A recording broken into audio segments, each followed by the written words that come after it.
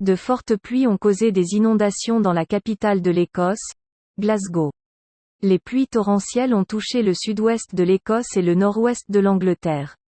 Dans la plus grande ville d'Écosse, certaines rues sont devenues totalement impraticables après de fortes pluies. Les transports publics ont été gravement endommagés, les trains ont été annulés. Le spectacle de lumière au jardin botanique de la ville a été annulé. Traffic Scotland a déclaré avoir signalé des inondations sur la M74, A74, M, autour d'Abington dans le sud du Lanarkshire, tandis que juste avant 7 heures du matin, le bordereau d'entrée à J13 était bloqué en raison d'une voiture coincée dans l'eau. 2 ponts ont été emportés, et un certain nombre de maisons ont été inondées à Dumfries et Galloway. Plusieurs propriétés à Dalbeattie ont été inondées tandis que 2 passerelles à Annan se sont effondrées lors de la montée des eaux. La situation est critique dans de nombreuses régions du nord-ouest de l'Angleterre et du sud-ouest de l'Écosse.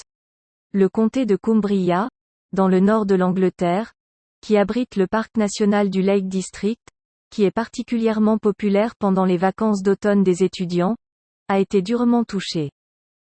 À Hawick, jusqu'à 500 propriétés ont été menacées par les inondations dans la ville de Borders.